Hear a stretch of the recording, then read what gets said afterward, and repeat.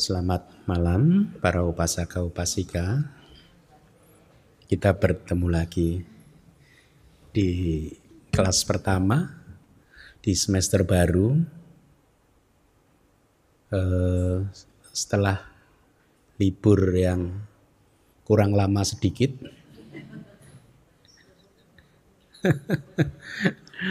Ya.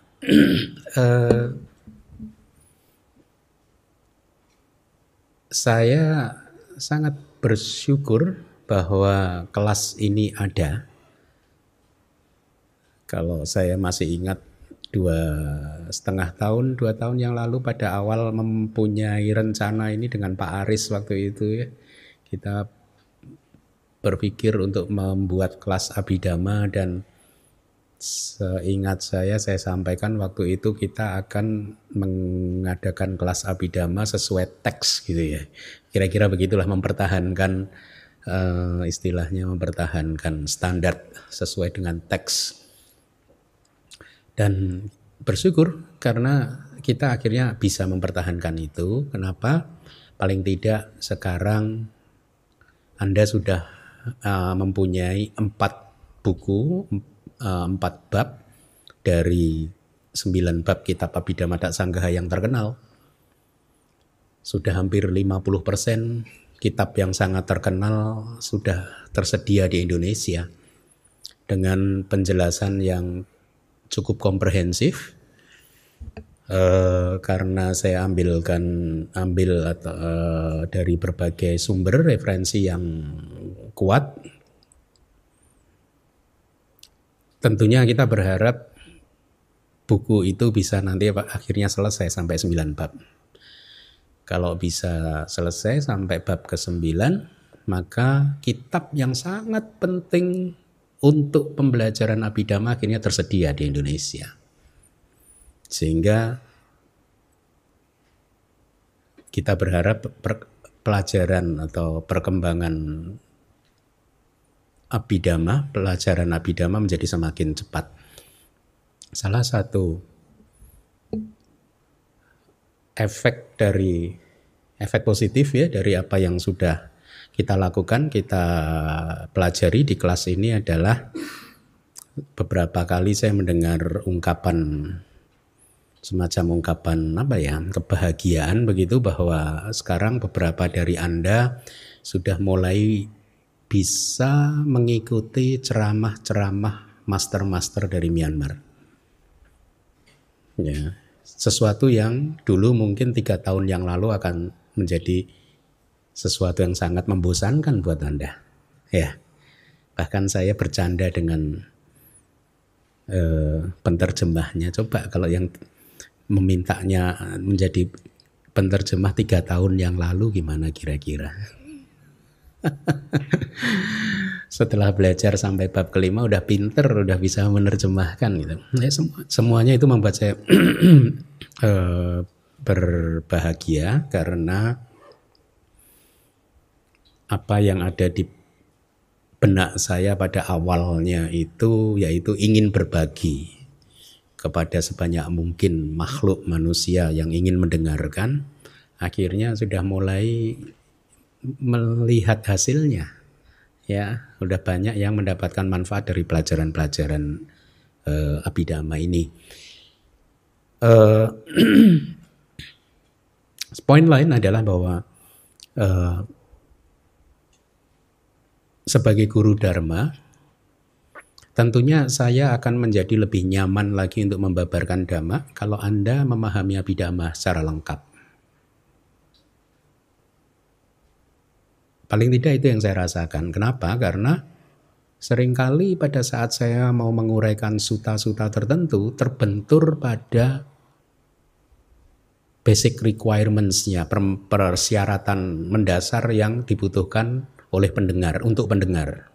Bahwa pendengarnya, umatnya harus mempunyai persyaratan dasar, fondasi pengetahuan Abhidhamma yang cukup. Tanpa itu, maka suta-suta tertentu akan sulit untuk dibabarkan. Sehingga seringkali saya merasa tidak leluasa untuk menguraikan di kelas hari Minggu itu, suta itu ya. Harus memilih sedemikian rupa sehingga mudah dicerna oleh Anda semua. Tetapi hal seperti itu tentu tidak akan terjadi kalau umat sudah memahami Abhidhamma secara lengkap. Ya, sampai bab ke-9 nanti secara lengkap.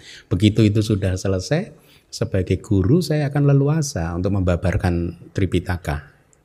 Karena sudah tidak ada lagi hambatan, tidak ada lagi batasan buat saya gitu. Ya, nah oleh karena itu selalu saya katakan bahwa Abhidhamma itu adalah shortcut, jalan pintas untuk memahami ajaran Buddha, yang paling cepat untuk memahami ajaran Buddha secara teoritis. Itu Abhidhamma. Ya, kalau Anda masih ingat di kelas pertama dulu, di bab pertama saya mengatakan garansi dari saya, kalau nanti Anda selesai 9 bab belajar Abhidhamma Tak Sanggaha ini, maka Anda satu akan berubah perspektif Anda, cara pandang Anda terhadap kehidupan, cara Anda mengelola kehidupan Anda sendiri. Kemudian juga Anda akan mendapatkan big picture of Buddhism. Itu yang saya katakan dulu. Sebenarnya kalimat ini tidak hanya di Indonesia saya katakan. Dulu waktu saya membuka kelas Abhidhamma di Singapura juga saya sampaikan hal yang sama. Semata-mata tujuannya adalah saya menceritakan realitasnya memang seperti itu. Kalau yang saya rasakan pada saat saya sudah selesai mempelajari Abhidhamma Tak Sanggaha, itu ada perubahan yang saya rasakan, dan logika Abhidhamma itu sedemikian kuatnya sehingga disadari atau tidak itu merubah kehidupan kita. Logika Abhidhamma, ya, logika Abhidhamma.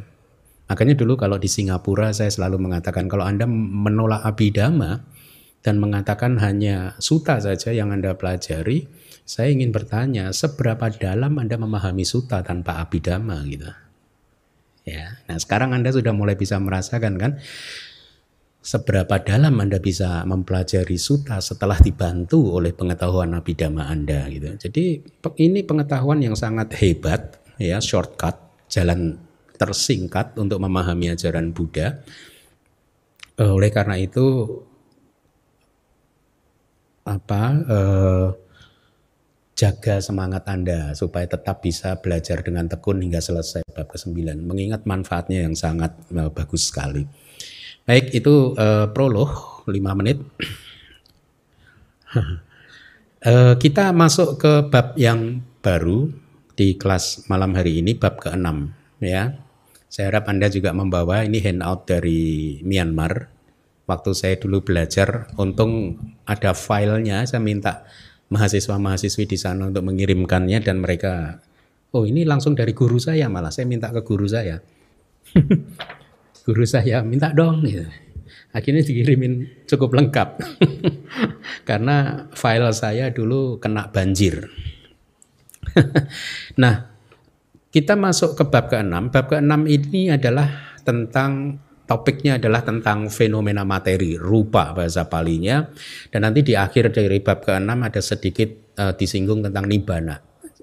Dengan demikian, dengan selesainya bab ke-6 ini nanti Anda sudah belajar cukup lengkap yaitu nama dan rupa, cita, cetasika, rupa, dan nibbana bahkan. Nibbana juga termasuk nama. Ya, nibbana itu juga nama. Jadi kalau kita bicara nama, rupa, ya, kalau yang nama yang tidak terkondisi ya nibbana itu. Ya. Nah, di 5 bab yang pertama,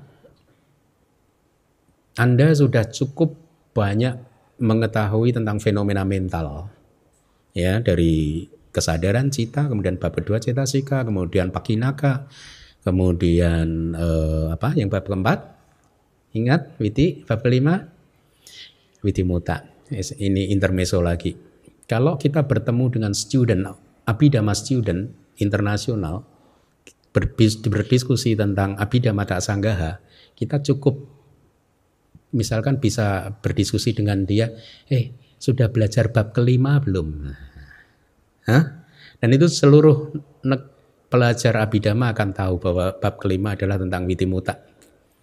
Kayak kemarin ada teman saya, Seyale Utara itu juga bertanya gitu. Saya bilang sampai semester kemarin itu pelajar Abhidhamma di sini sudah belajar sampai bab kelima. Nah, dia paham, oh bab 6 belum ya Bante? Belum. Nah, tapi semester depan ini bab ke-6 akan selesai. Berarti nanti Desember bab ke-6 udah selesai. Udah. Bagus. Karena Desember saya minta dia untuk mengajar retreat. Jadi nanti Pak Baja retret meditasi kita yang mengajar saya Ale Utara. Nah, dia senang waktu bab 6 udah selesai, nanti Desember udah. Tanpa menyinggung bab 6 itu apa sih? Nah, gitu. Udah sama-sama tahu. Ya. Nah, sekali lagi fenomena mental sudah selesai kita pelajari. Sudah cukup jauh kita berjalan ya. Sekarang kita akan mempelajari bab yang baru, yaitu tentang fenomena material, atau cukup kita sebut materi saja ya. File yang dibagikan di grup itu ada sedikit perubahan atau penyempurnaan di file saya, nanti akan saya bagikan di grup atau di website ya, sehingga Anda bisa mendownloadnya lagi. Salah satunya adalah judulnya itu Rupa Samudesa itu. Kalau kemarin kan tidak seperti ini kan. Sekarang saya perbaiki perincian lengkap mengenai materi gitu. Ya. Ini lebih akurat saya rasa. Ya. Nah, di dalam bab ini bagian yang pertama tentang rupa, kita akan mempelajari semua 28 fenomena materi ya. Ada baiknya Anda buka dulu baca dulu handout-nya ya. Di situ ada enumeration-nya ya, perinciannya. Kalau Anda perhatikan dibagi dari 28 fenomena materi dibagi ke dalam 11 grup, 11 kelompok ya. Anda lihat ya, saya bacakan. Kelompok yang pertama adalah Mahabhuta, Great Essentials, nanti bahasa Indonesianya saya akan sebutkan. Kemudian kelompok yang kedua itu, kelompok yang ketiga 4, 5, 6, 7, kemudian halaman berikutnya adalah kelompok ke-8 sampai kelompok ke-11. Kok nggak ada? Halaman ketiga berarti ya? Halaman? Oke, halaman ketiga. Ya, jadi 28 rupa dikelompokkan ke dalam 11 kelompok itu. Itu Anda pahami dulu ya. Dari 11 kelompok tadi masih bisa dikelompokkan lagi ke dalam 2 kelompok besar, yaitu kelompok A, yaitu Mahabhuta, dan kelompok B yang disebut Upadaya Rupa.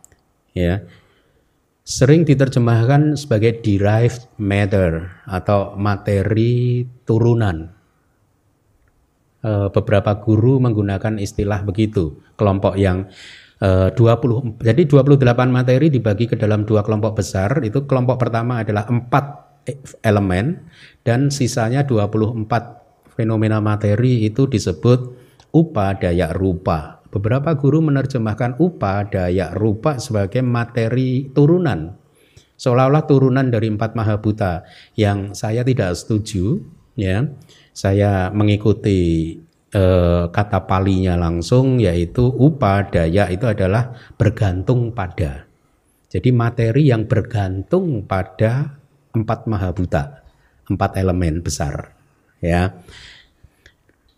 Itu dulu yang perlu Anda pahami. Jadi dibagi ke dalam 11 kelompok, dibagi ke dalam 2 kelompok besar ya, A dan B. Nah, mari kita lihat syair dari Abhidhamma Sanggahanya, PIC, mohon dibaca yang kuning. Sejauh ini, dhamma-dhamma cita dan cetasika telah dianalisis sesuai dengan variasi dan perwujudannya. Sekarang materi akan dibabarkan. Sehubungan dengan hal tersebut, ikhtisar tentang materi dibagi ke dalam 5 bagian, yaitu perincian, klasifikasi, sebab kemunculan, klaster, dan tahapan perwujudan.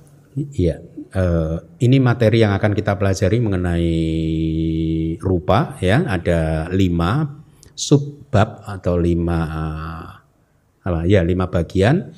Perincian perincian lengkap harusnya ya. Kemudian klasifikasinya nanti sebab kemunculan klaster dan tahapan perwujudan ini akan kita bahas. Kita lihat penjelasan dari kitab subkomentarnya dari Wibawinidika ada kalimat seperti ini, dengan menyampaikan variasi-variasinya melalui perincian, uraian dan penjelasan detail udesa, nidesa, patinidesa dalam 3 bab dan perwujudannya berdasarkan kejadian ya. Pawati dan penyambung kelahiran kembali. Saya harap Anda masih ingat ada 2 momen di mana karma membuahkan hasil, yaitu di momen pati sandi dan momen pawati ya. Pawati itu kejadian sehari-hari.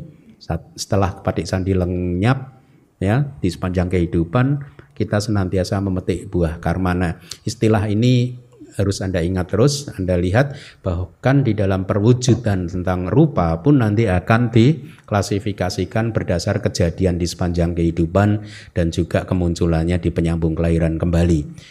Maka sejauh ini dhamma-dhamma yang disebut cita dan cetasika telah dianalisis di dalam 5 bab sesuai dengan variasi dan pola perwujudannya.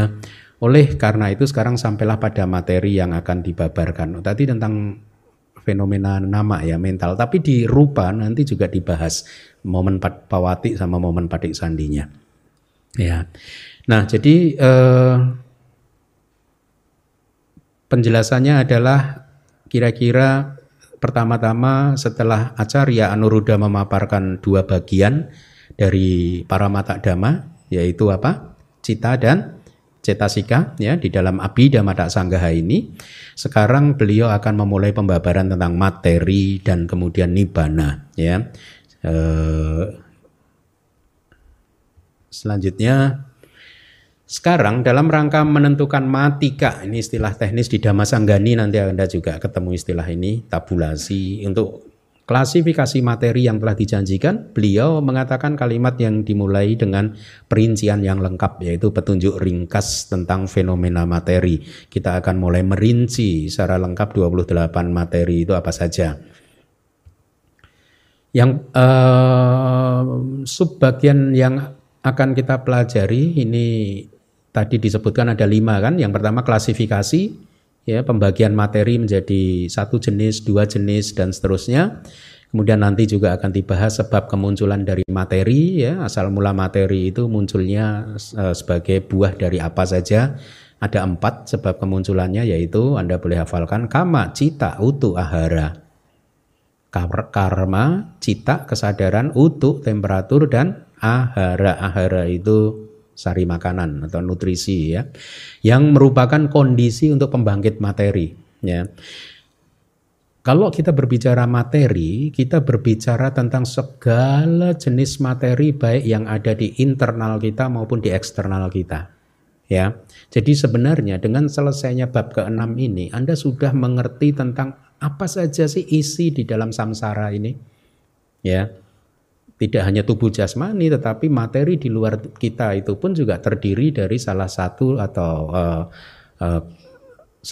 klaster atau lebih kelapa ya dari materi yang akan Anda pelajari ya. Sekali lagi, dengan selesainya bab ini berarti pengetahuan Anda tentang alam semesta, tentang samsara sudah sedemikian lengkapnya. Kemudian nanti kita juga akan berbicara tentang mempelajari tentang kelapa. Ini istilah yang harus Anda familiar dengan istilah ini ya, kelapa ya.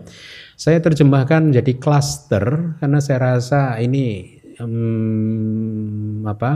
cocok ya dengan makna dari kelapa. Ada yang menerjemahkannya menjadi kelompok, yang tidak salah juga. Ada yang menerjemahkannya ke dalam bahasa Indonesia sebagai gugus misalkan, tidak salah juga, tetapi saya rasa kita pakai istilah modern, nah klaster ya. Ya, kayak klaster apa sih? Rumah Anda di klaster mana sih? Ya, itu. Satu klaster terdiri dari berapa blok rumah gitu kan. Nanti Anda akan tahu kebenaran dari istilah klaster ini. Ada istilah kesepuluhan mata, untuk sementara kita pakai istilah itu sebelum ada istilah lain yang lebih bagus ya. Kemudian kita juga akan mempelajari tahapan perwujudannya, pawati kamanya, berdasarkan pola kemunculan materi-materi berdasarkan jenis kelahiran kembali di alam mana sebagai makhluk apa atau waktunya kapan ya, dan juga di makhluk apa ya. Itu yang akan kita pelajari. Ada catatan dari saya. Anda bisa menjawab pertanyaan saya. Palak dan wipaka itu sama atau tidak?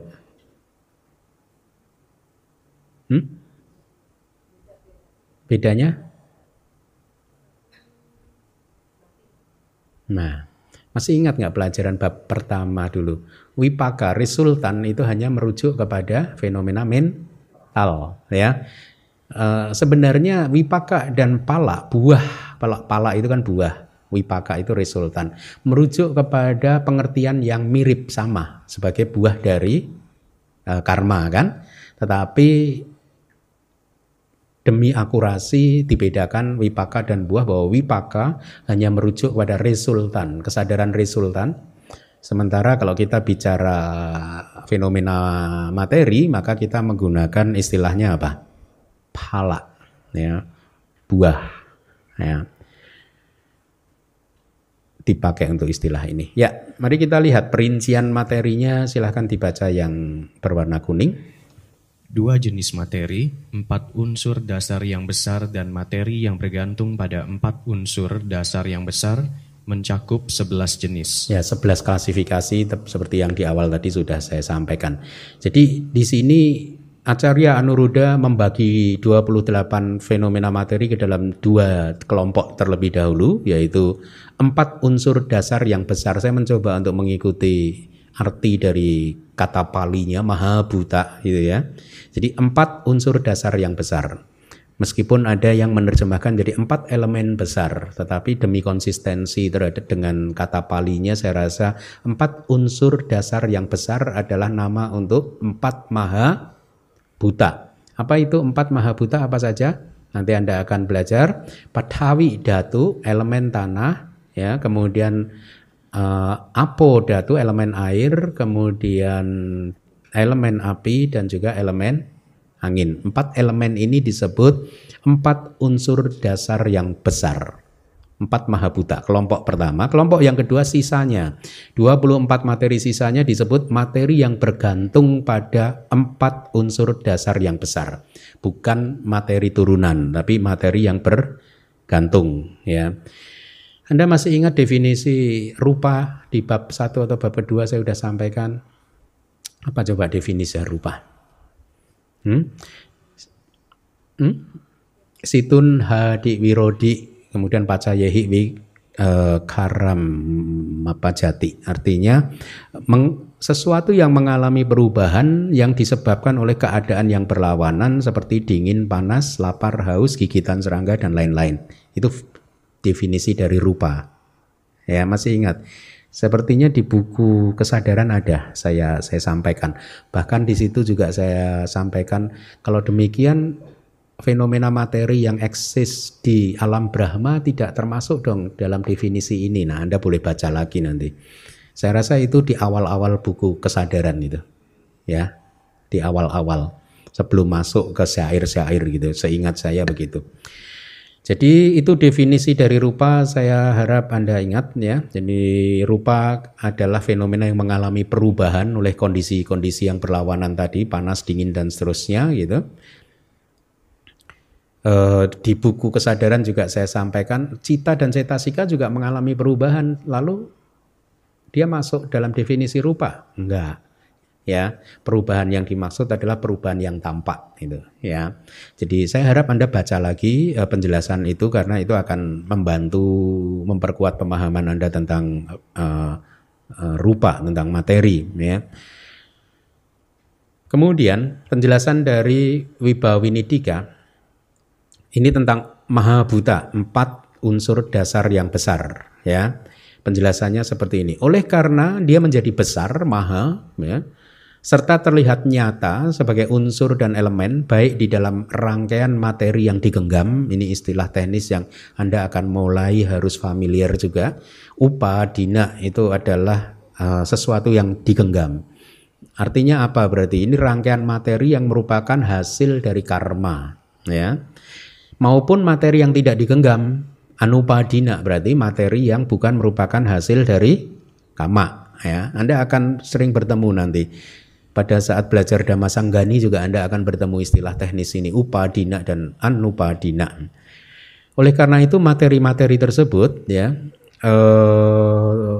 disebut sebagai unsur dasar yang besar. Ya, saya ulangi lagi, oleh karena menjadi besar serta terlihat nyata sebagai unsur dan elemen baik di dalam rangkaian materi yang merupakan produk dari kama maupun materi yang bukan merupakan produk dari kama, maka materi-materi tadi disebut sebagai unsur dasar yang besar, mahabhuta. Ya.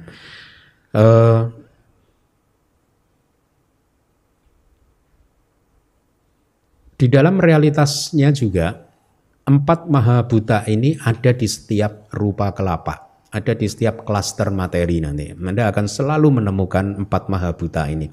Tidak pernah ada klaster atau rupa kelapa, klaster materi tanpa 4 mahabhuta. Sesungguhnya ada 4 lagi karena klaster yang terkecil itu terdiri dari 8 individu materi. 8, itu yang terkecil yang disebut awiniboga, tidak terpisahkan. Ya. Jadi satu klaster materi terkecil terdiri dari 8 individu rupa, 4 adalah 4 elemen tadi, elemen tanah, air, api, dan angin. Kemudian 4 yang lain adalah wana, ganda, rasa, oja. Wana itu warna. Ya. Objek mata kita itu istilah teknisnya warna. Kita melihat yang Anda lihat ini warna sebenarnya. Ya. Warna mempunyai nama lain juga, rupa juga, objek bentuk juga. Jadi objek bentuk atau warna, rupa atau warna gitu ya. Warna, ganda, ganda ini kan objek hidung kan, objek bau kan, rasa, objek lidah, rasa. Kemudian oja, nutrisi, sari makanan. Jadi 8 individu materi itu membentuk klaster paling kecil. Sudah tidak ada lagi yang lebih kecil dari ini. Ya, disebut sebagai awiniboga yang tidak terpisahkan. Nah, alternatif definisi mahabhuta atau unsur dasar yang besar adalah oleh karena materi-materi gabungan dari materi-materi tersebut itu memperlihatkan beraneka ragam hal yang hebat dan mencengangkan, itu kata Wibawinidika, aneka wida abhuta wisesa, atau beraneka ragam hal yang tidak nyata, atau oleh karena hal-hal yang maha mencengangkan atau tidak nyata di antara mereka, maka disebut sebagai mahabhuta itu maha abhuta, jadi penipu besar, mengelabui, pesulap, mengelabui kita, ya, maya akara daya, jadi mengelabui kita semua.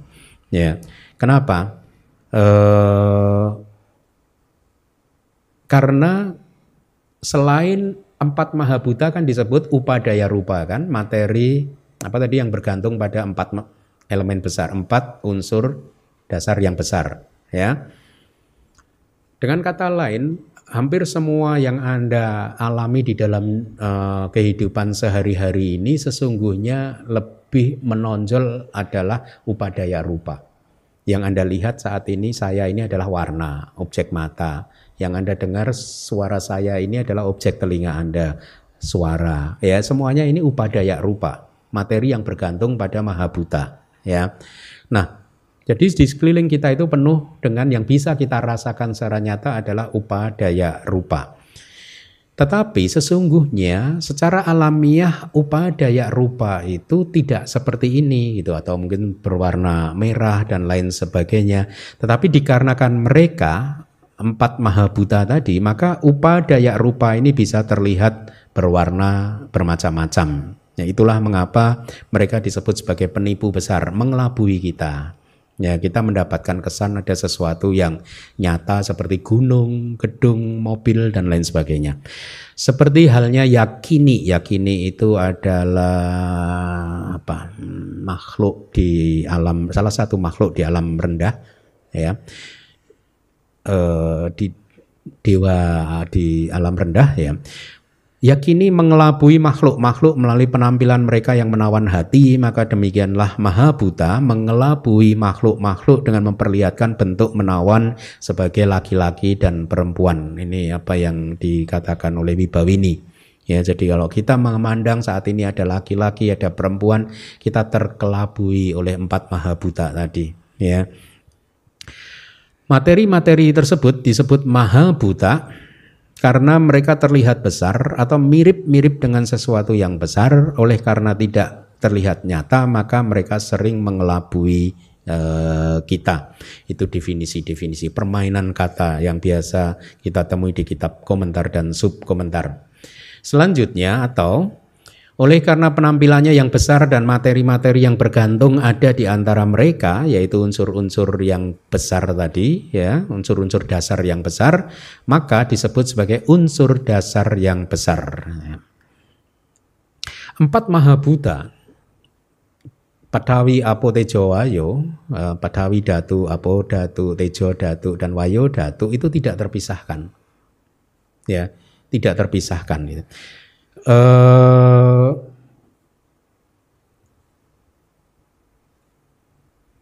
Ditambah dengan 4 materi yang tadi, wana, ganda, rasa, dan oja, ya, 8 materi yang membentuk partikel terkecil tadi, klaster terkecil, ya. 8 individu materi tadi masih bisa bergabung dengan individu-individu materi yang lain. Misalkan nanti Anda akan, kalau bermeditasi, guru akan meminta Anda untuk mengamati fenomena yang dominan di dalam indera mata Anda. Ya, yang pertama nanti akan terlihat yang disebut cakuk dasaka. Ya, cakuk dasaka itu adalah kesepuluhan mata. Artinya apa? Ini klaster materi yang terdiri dari 10 individu rupa.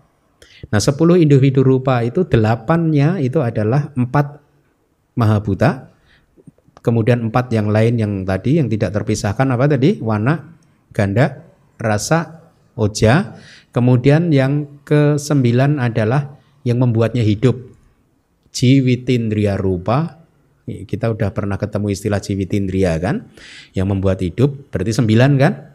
Tinggal tambah 1 yang 10 yaitu mata itu sendiri. Ya. Cakuk pasada. Ya. Jadi 8 yang tidak terpisahkan tadi masih bisa bertambah dengan 1 individu rupa lagi sehingga membentuk klaster yang berisi 9 individu rupa, atau bisa bertambah dengan 2 individu rupa lagi sehingga membentuk klaster yang berisi 10 individu rupa atau 11 dan 12. Ya. Nah, kombinasi dari Awini Boga tadi, 8 materi yang tidak terpisahkan dengan individu-individu rupa yang lain, itulah yang membentuk benda-benda yang kita lihat dan kita bisa alami di dalam dunia ini, seperti misalkan tubuh kita ini, meja, ya, dan lain-lain gitu.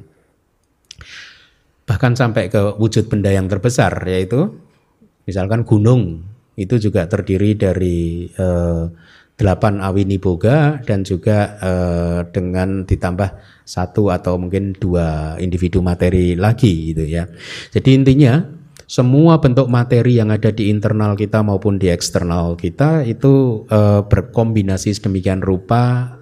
Ada yang disebut sebagai 8 materi yang tidak terpisahkan, awini boga, yang masih juga bisa ditambah dengan individu-individu materi yang lain.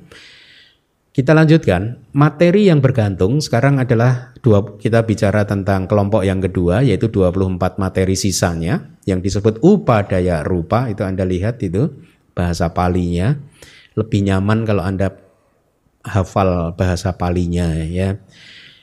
Adalah materi yang keberlangsungannya bergantung pada unsur dasar, bukan turunan.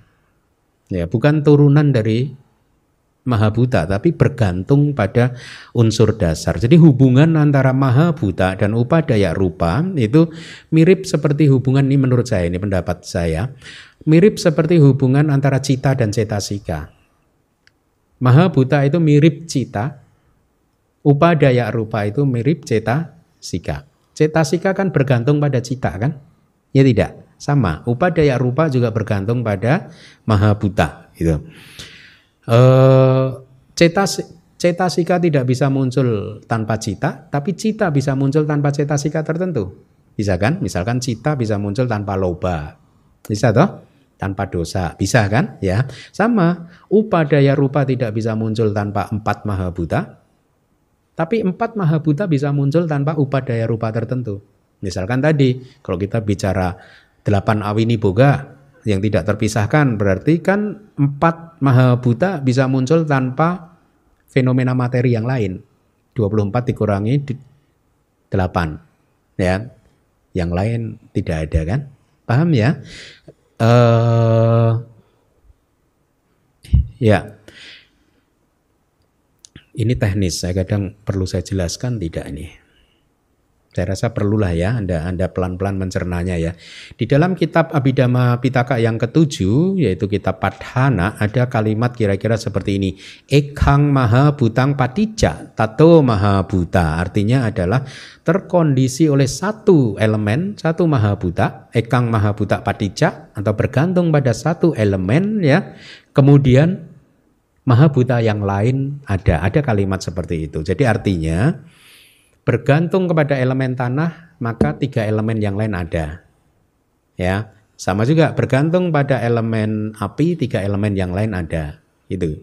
Ekang mahabhutang paticca tato mahabhuta. Jadi bergantung pada satu elemen dari mahabhuta, maka 3 elemen dari mahabhuta yang lain ada. Ada kalimat seperti itu. Sehingga ada problem di kitab subkomentar yang ditanyakan oleh guru-guru di masa lalu, mengquote kalimat itu tadi, beliau kemudian men-challenge. Bukankah dari kalimat tersebut ya berarti bahwa setiap unsur dasar dari 4 mahabhuta tadi, setiap unsur dasarnya itu bertindak sebagai penopang untuk unsur dasar lainnya. Paham? Iya kan? Satu sebagai penopang untuk 3 unsur dasar yang lainnya gitu. Guru tersebut sebenarnya ingin men-challenge definisi tentang upadaya rupa. Ya, kalau upadaya rupa adalah materi yang bergantung kepada 4 elemen, ya, 4 mahabhuta. Nah, padahal di Padhana ada nih 3 elemen juga bergantung pada satu elemen. Berarti yang 3 elemen ini tadi itu juga upadaya rupa. Maka dijelaskan tidak demikian. Ya, karena alasannya adalah materi yang keberlangsungannya hanya bergantung pada elemen lain, itulah yang disebut upadaya rupa. Jadi definisi upadaya rupa restricted, dibatasi kepada jenis materi yang bergantung pada mahabhuta. Ya. Lihat di slide, oleh karena materi yang menempel pada unsur-unsur dasar dan juga dirinya sendiri menempel dengan unsur dasar yang lain, itu bukan materi yang bergantung. Ya, ini penjelasan dari guru kitab komentar. Dan lebih jauh lagi, ini penjelasan ini yang lebih menarik buat saya. Karakteristik dari materi yang bergantung atau upadaya rupa adalah materi yang bergantung pada 4 unsur dasar yang besar. Ya, sifat materi yang bergantung bukanlah materi yang keberlangsungannya bergantung pada 3 unsur dasar. Jadi cukup jelas ya. Bahwa upadaya rupa itu terdiri dari 24 materi selain 4 mahabhuta. Ya. Selanjutnya, mohon dibaca lagi. Bagaimana elemen tanah, elemen air, elemen api, dan elemen angin dinamakan materi dasar? Ya, kita baca palinya yuk. Yang atas, Pathavi dhatu. Itu elemen tanah. Dhatu kan elemen, Anda sudah tahu. Pathavi itu pertiwi, bumi pertiwi. Ya. Apo dhatu, elemen air. Tejo dhatu, itu tetangga Anda, Pak Tejo. Enggak lah, elemen api. Dan wayo dhatu, itu palinya sudah saya beri warna kuning. Ya, keempatnya ini mempunyai nama kelompok yang merupakan kelompok buta rupa. Ya, itu buta rupang nama. Ada kan di bawahnya itu? Lihat. Jadi kalau kita bicara kelompok materi dasar, buta itu dasar, ya. Itu kita sedang berbicara tentang 4 mahabhuta, 4 materi dasar yang besar. Yaitu apa tadi? Pathavi dhatu, apo dhatu, tejo dhatu, wayo dhatu, ya. Kemudian penjelasannya adalah seperti ini. Disebut sebagai elemen tanah karena tanah dalam pengertian terbentang seperti bumi kita ini, ya, terbentang begitu kan.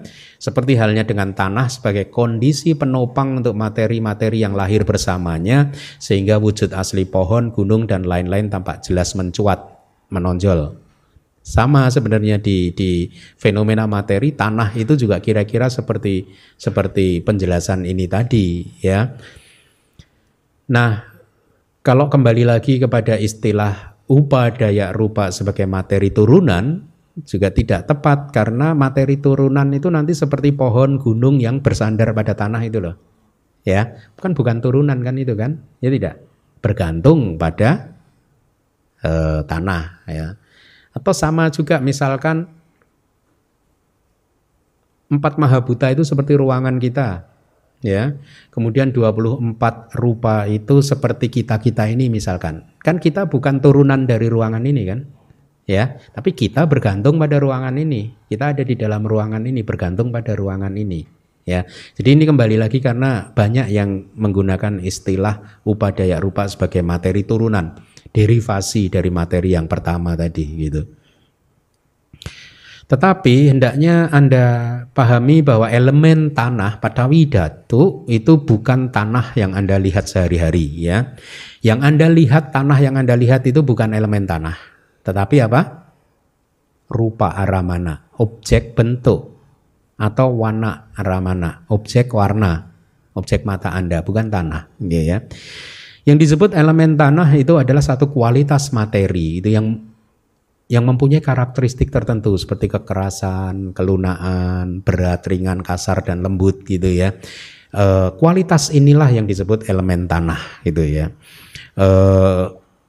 Ya sudah saya sampaikan tadi seperti tanah pada umumnya yang menjadi dasar untuk pohon dan lain-lain, maka elemen tanah juga menjadi dasar untuk materi-materi yang lain. Elemen tanah karena dia bentangan kan, terbentang kan.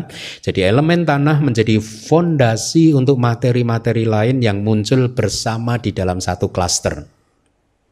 Karena dia sifatnya membentang begitu ya. Tanpa elemen tanah dan 3 elemen lain, maka materi yang bergantung tidak bisa muncul. Tadi sudah saya sampaikan dan harus Anda pahami bahwa elemen tanah ini bisa ditemukan di mana-mana. Artinya apa? Anda bisa menemukan elemen tanah di air. Anda juga bisa menemukan elemen tanah di api. Anda juga bisa menemukan elemen tanah di angin. Paham? Jadi kalau Anda melihat air, ya, begitu Anda tekan air tersebut ada dorongan gaya yang menekan tangan Anda, ada keras lunaknya, itulah elemen tanah. Itulah kualitas energi dari elemen tanah. Ya, demikian pula di api, di angin dan dimanapun.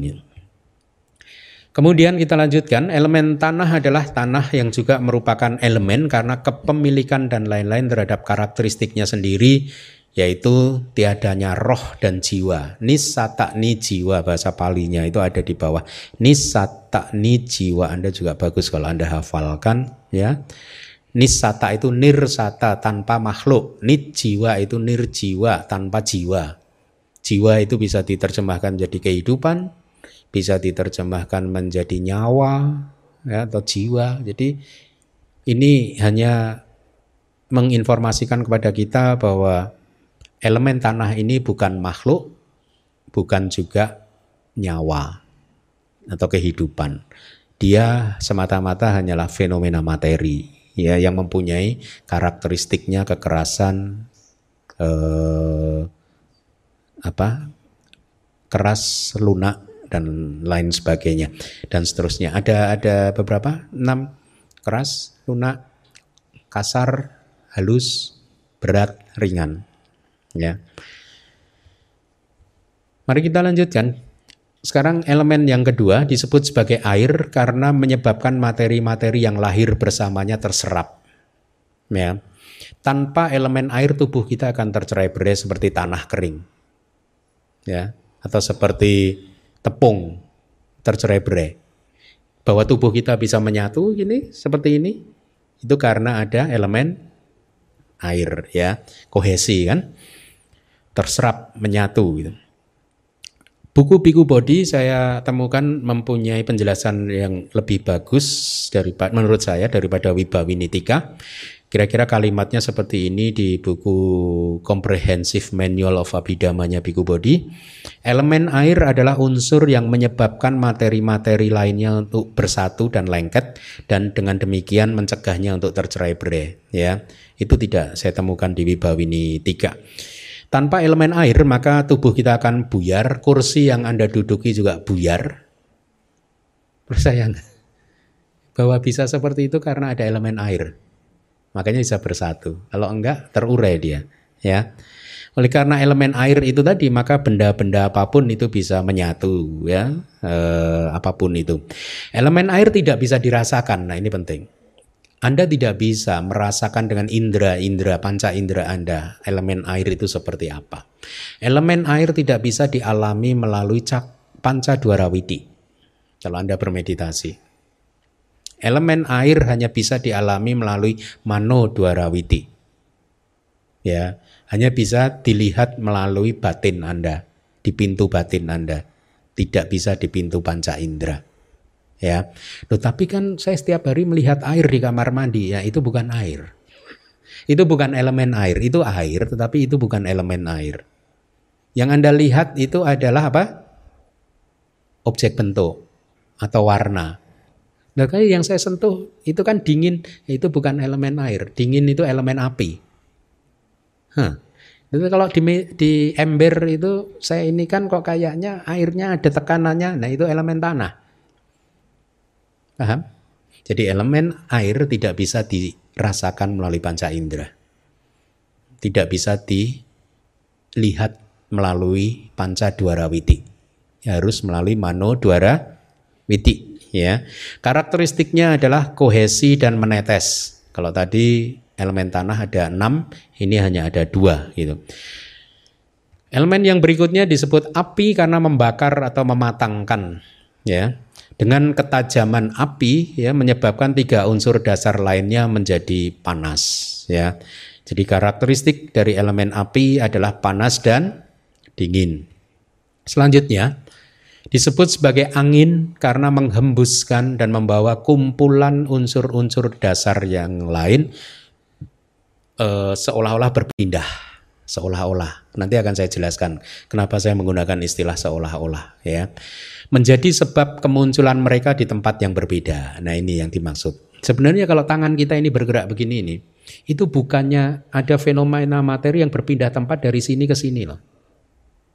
Ya, karena materi ini kan muncul dan lenyap dengan kecepatan yang sangat tinggi.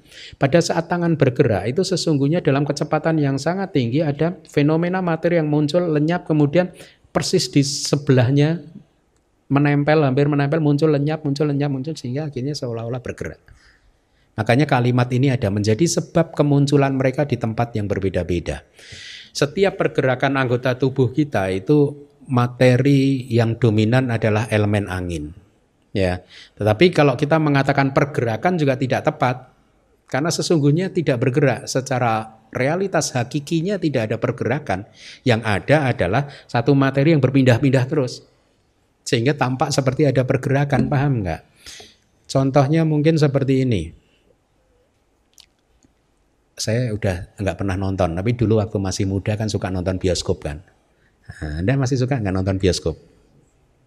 Itu kan kalau kita melihat di layar bioskop itu seolah-olah ada orang bergerak kan. Padahal apakah itu benar-benar orangnya bergerak? Yang terjadi adalah slide kecil-kecil itu dalam jumlah yang banyak diputar dalam kecepatan yang sangat tinggi kan? Ya enggak? Sehingga seolah-olah terlihat bergerak kan?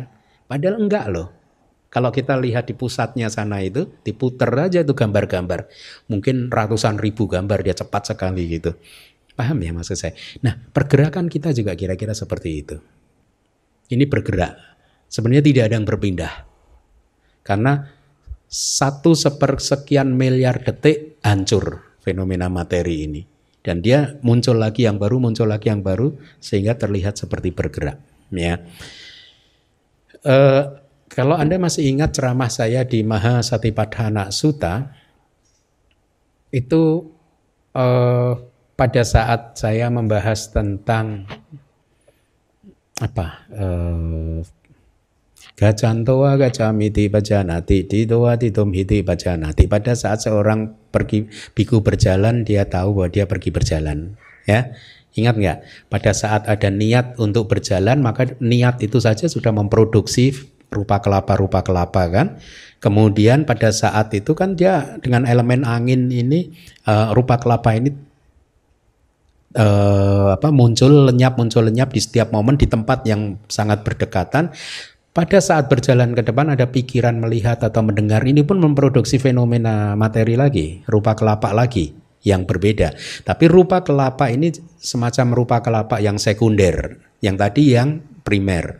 Seperti arus sungai yang sangat deras, begitu ada sampah masuk ke arus sungai, sampahnya langsung hanyut ke sana. Paham?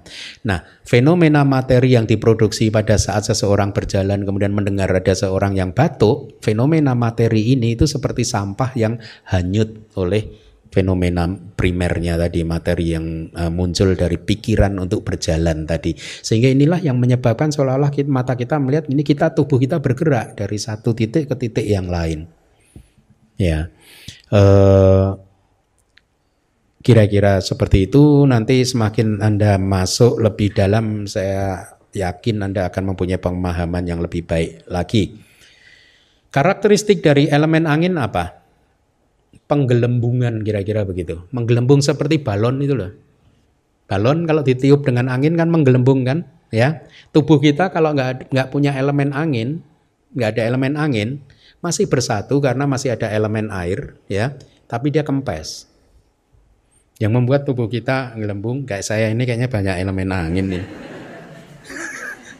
Gemuk kebanyakan penggelembungan ya, seperti balon, kira-kira begitu. Tanpa elemen ya tubuh kita akan mengempis gitu.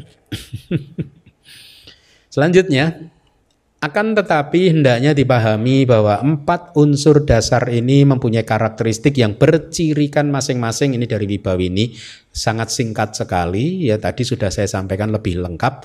Kekerasan aliran itu adalah air ya, tadi kohesi sama aliran atau menetes ya sama. Kepanasan, panas dingin artinya itu, dan penggelembungan.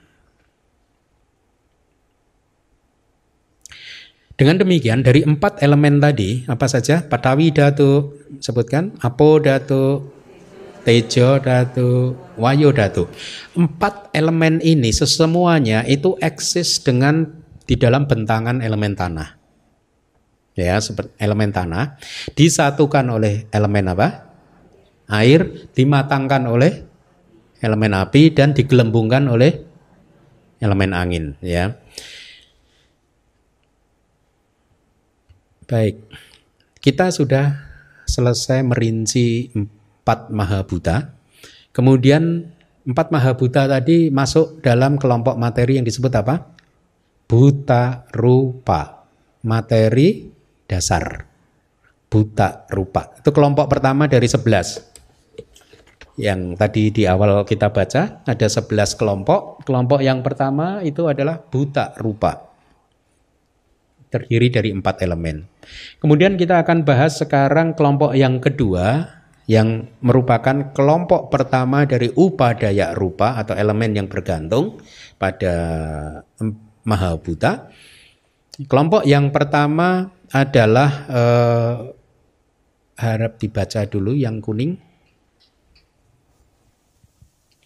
Mata, telinga, hidung, lidah, dan tubuh dinamakan materi transparansi. Ya, ini juga istilah baru yang saya coba perkenalkan, materi transparansi.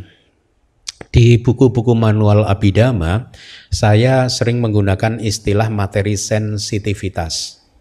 Ya, misalkan sensitivitas mata, sensitivitas telinga, sensitivitas panca indera lain.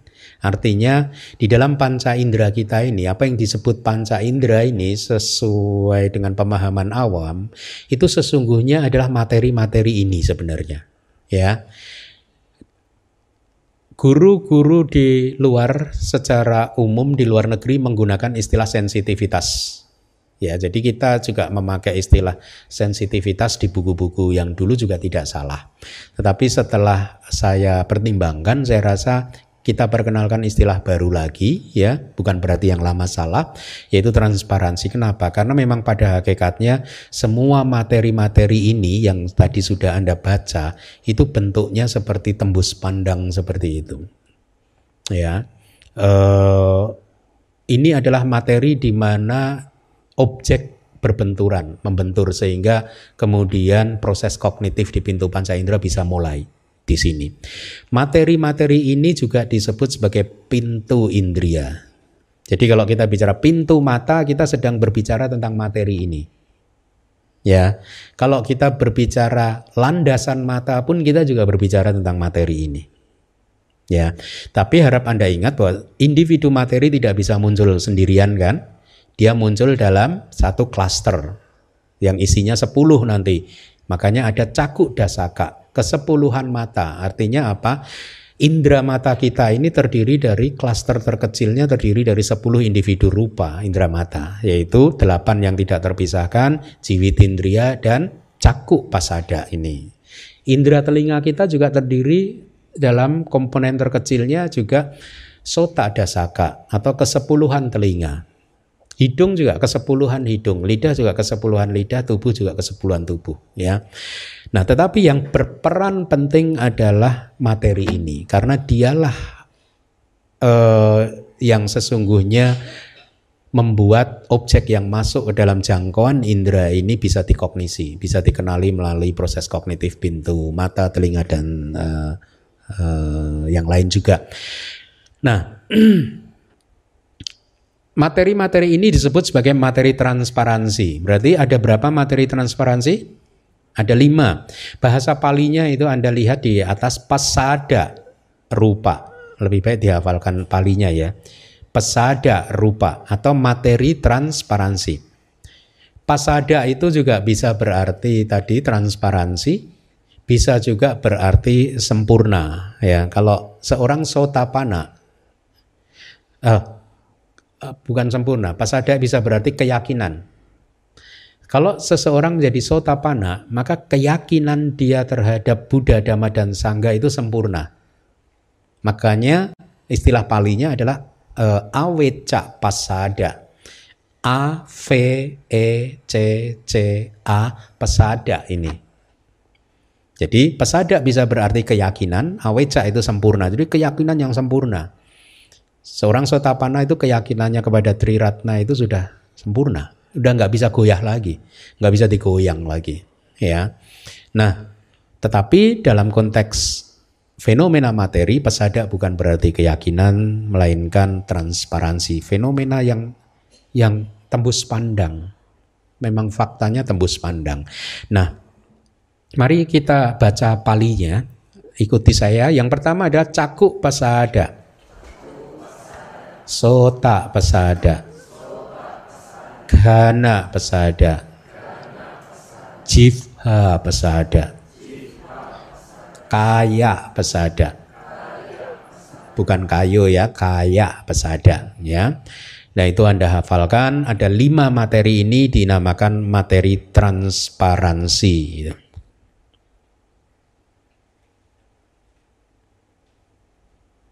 Kata pasada juga bisa berarti kadang kegembiraan, ya.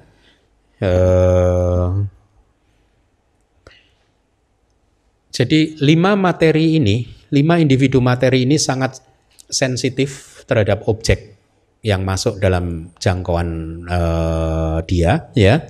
Inilah mengapa beberapa guru menerjemahkan jadi materi sensitif atau sensitivitas mata. Itu yang saya pakai di buku-buku manual sebelumnya. Ya, jadi inilah yang disebut indria-indria kita, ya, pintu-pintu indria kita atau landasan-landasan indria, landasan mata dan seterusnya. Ya, kita tidak sertakan di sini pintu batin dan landasan batin. Kenapa?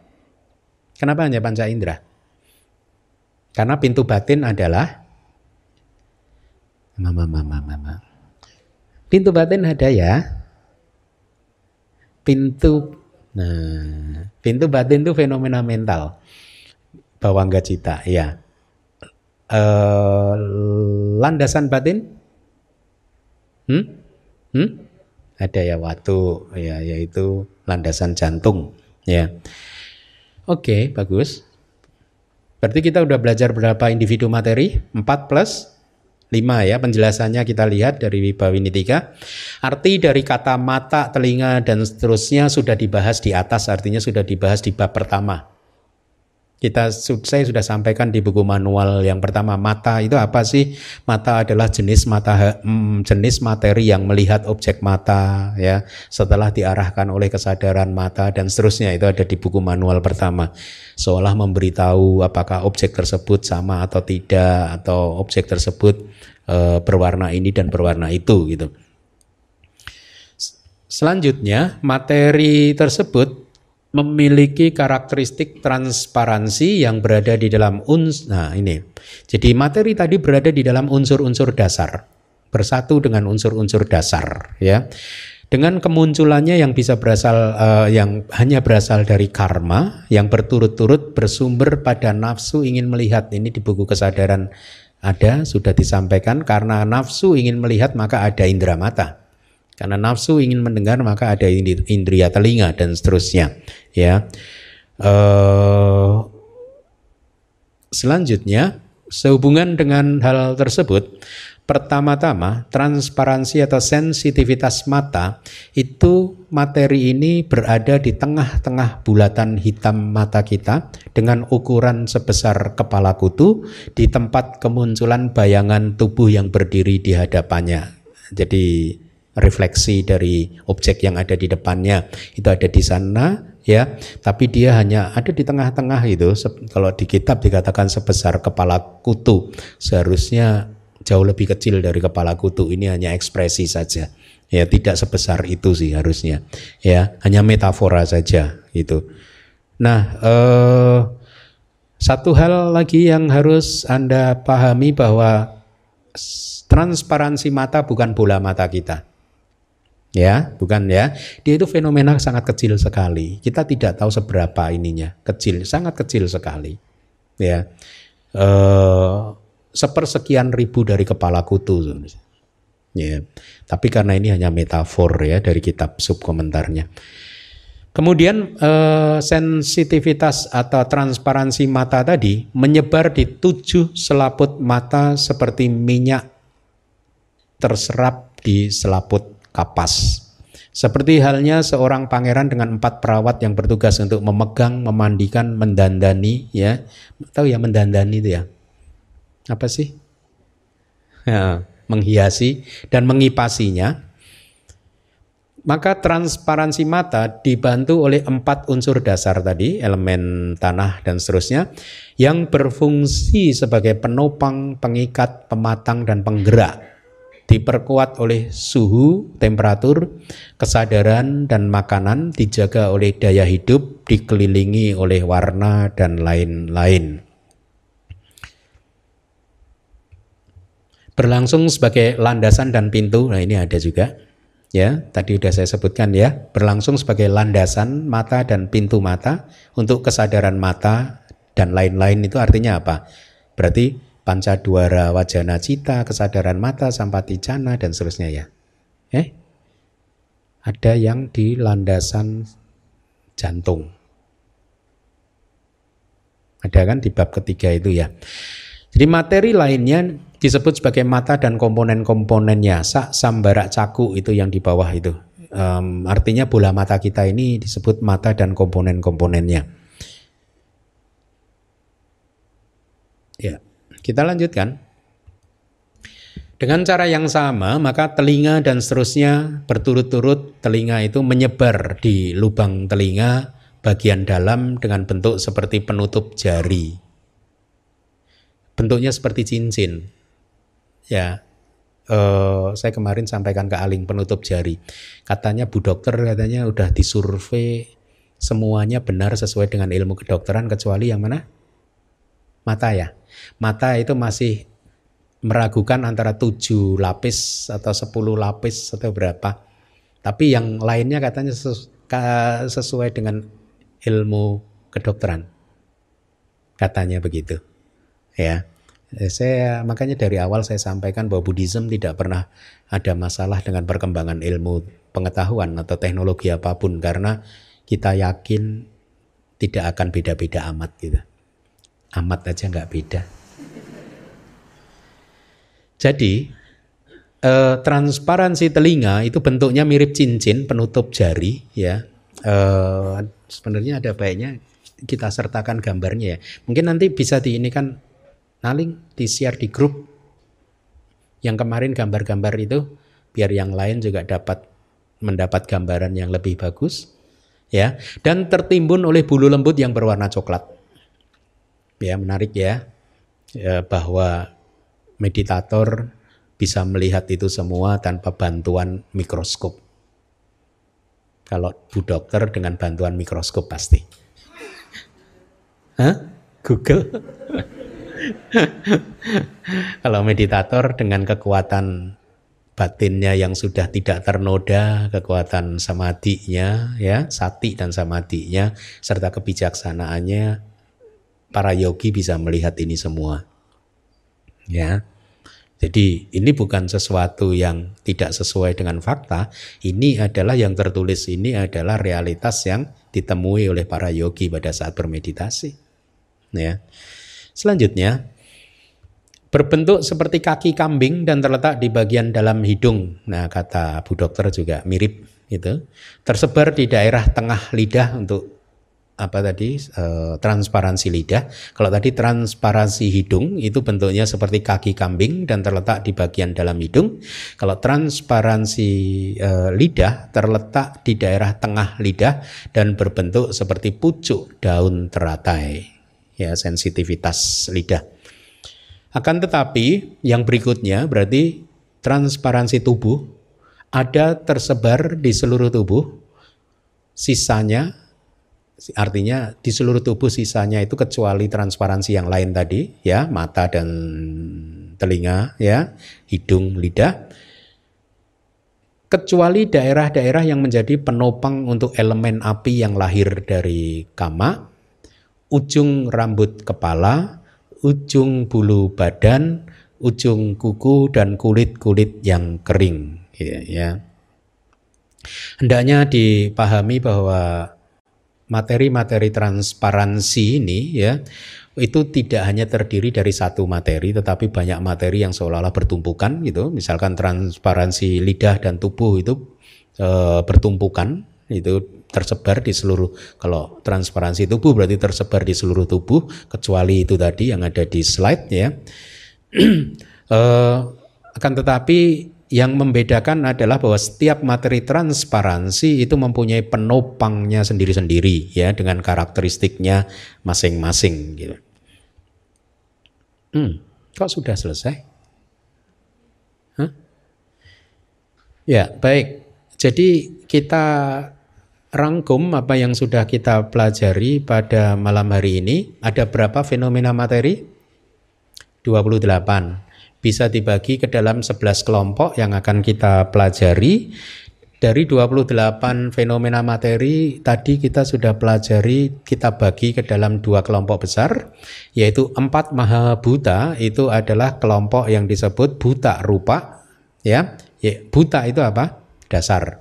Rupa itu adalah materi, berarti materi dasar. Jadi kelompok pertama disebut materi dasar, kelompok materi dasar, buta rupa. Ada berapa individu materi? 4. Apa saja? Patawi dhatu, apo dhatu, tejo dhatu, wayo dhatu.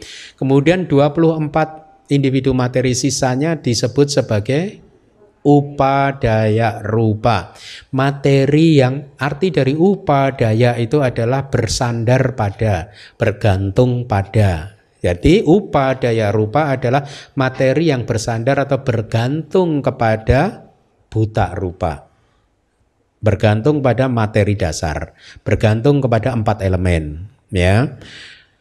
Ada 24 upadaya rupa malam hari ini yang sudah kita pelajari hanya berapa? 5 ya. Yang menjadi satu kelompok, yaitu kelompok apa? Pasada rupa. Apa arti pasada di sini? transparansi atau sensitivitas juga benar, ya. Pesada rupa kelompok yang kedua terdiri dari 5 individu materi, yaitu caku pesada atau bahasa Indonesianya transparansi mata, sota pesada, transparansi telinga, kemudian gana pesada, transparansi hidung, kemudian jiwa pesada, lidah, kaya pesada, transparansi tubuh, ya. Kenapa disebut transparansi? Karena memang bentuknya transparan, tembus pandang, ya, bening, tembus pandang, makanya disebut pesada. Bening itu juga pesada, arti pesada itu juga bening, jernih, gitu, ya. Realitasnya seperti itu, dan dia di dalam indera-indera tertentu dia bertumpukan, tidak hanya satu saja, ya, bertumpukan. Materi transparansi inilah yang juga disebut sebagai dua tadi apa? Pintu panca indera atau landasan panca indera. Jadi transparansi mata itu juga merupakan pintu mata dan landasan mata. Transparansi telinga adalah pintu telinga dan landasan telinga. Apa beda landasan dan pintu? Pintu adalah titik di mana kesadaran keluar bertemu dengan objeknya. Landasan adalah titik di mana landasan mendapatkan topangan untuk muncul. Penopang fisik kemunculan dari kesadaran itu disebut landasan, ya. Apalagi ada baiknya juga Anda hafalkan ini apa yang ada di notes itu, yang di bawah halaman pertama. Semua dari 18 jenis materi di atas, ya, jadi ketemu nggak halaman 1?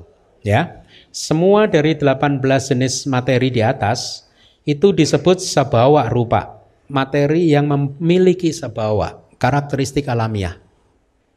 Ya, 2, salakana rupa, materi yang memiliki real karakteristik, ya, anicca, dukkha, dan anatta. Nibbana rupa, yaitu materi yang muncul karena sebab, salah satu dari 4 sebab tadi, bisa kama, cita, utu, ahara. Bisa 1 sebab, 2 sebab, 3 sebab, atau 4 sebab, ya. Kemudian yang kelima adalah rupa-rupa, materi yang nyata, gitu, ya. Sama sana rupa, materi yang harus direalisasi melalui vipassana. Berarti dengan kata lain 10 materi yang lain kan hanya 18. Itu bukan materi ini tadi, ya, bukan materi yang nyata, bukan materi yang mempunyai sebawa lakana, karakteristik individual, bukan materi yang mempunyai karakteristik generalnya, bukan juga merupakan objek vipassana, ya. Jadi hanya 18 inilah yang menjadi objek vipassana sesungguhnya, ya, karena hanya 18 materi inilah yang sesungguhnya materi yang nyata. Yang lainnya kenapa disebut materi? Yang lainnya itu hanya semacam atribut saja. Misalkan angkasa itu bukan materi yang nyata, tetapi masuk di dalam materi karena dia menjadi atribut. Jadi rupa kelapa itu ibaratnya seperti kalau Anda bayangkan ada telur di dalam keranjang. Telur di dalam keranjang, bertumpukan telurnya, ya. Titik pertemuan antar 2 telur, 3 telur, 4 telur pasti tidak bertemu semua kan, ada ruang kosongnya kan, ya. Nah, ruang kosong ini yang disebut angkasa nanti di dalam 28 materi ini. Dia bukan materi yang nyata, tapi dia hanya atribut saja karena rupa kelapa berdempetan begitu. Nah, celahnya itulah yang disebut angkasa, ya. Nah, jadi itu pemahaman dasar yang saya juga ingin Anda pahami dulu. 18 materi ini dibagi menjadi 7 kelompok, ya. 7 kelompok. Anda sudah pintar kan cara menghafal? Kalau kesulitan pakai jembatan keledai. Tahu jembatan keledai? Ya. Ya, saya rasa cukup ya malam hari ini. Oke, terima kasih. Sadu, sadu, sadu. Nanti berarti sebenarnya caku dasaka itu pun belum merupakan bola mata kita ya Bante. Karena kalau misalnya bola mata itu berarti kan tadi termasuk yang yang sensitivitas tubuh kayak pasada. Dan juga kalau tidak salah Alin pernah mendengar juga termasuk iti bawa kalau misalnya pada wanita, dan kalau pada pria ada pembawanya gitu kan. Benar ya? Ya benar, kita belum sampai soalnya iti bawa dan pembawa. Caku dasaka, kesepuluhan mata ya, itu adalah, mungkin kalau bahasa retina sama nggak sih sama retina? Beda juga ya? Beda ya. Jadi tempat di mana di situ bayangan itu terpantul, tercermin, terrefleksi ya, sehingga proses untuk mengenali objek mata itu bisa. Hah? Kenapa? 10? Oh 10 layer lah, 10 lapisnya ya. Cocok. Oh, ini 7 ya. Enggak di sini. 10. Maksudnya yang cocok yang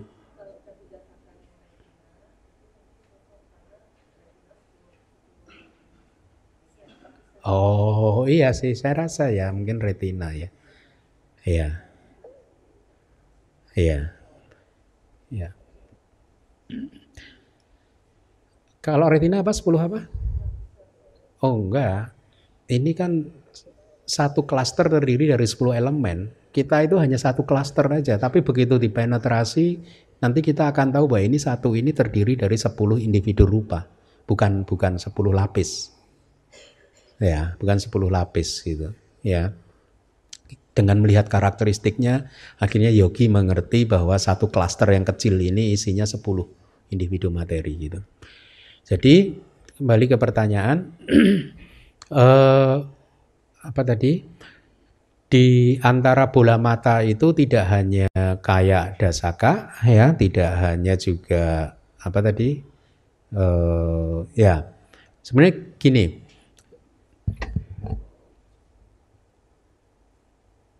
Komponen terkecil dari materi disebut kalapa. Komponen terkecilnya itu disebut kalapa. Ya, yang saya terjemahkan menjadi klaster. Ya, tetapi kalapa itu bukan paramata dhamma.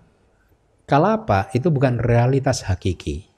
Kalapa itu masih konsep, sehingga kalapa tidak bisa menjadi objek vipassana. Atau kalau kita bervipassana kita tidak mengamati kalapa.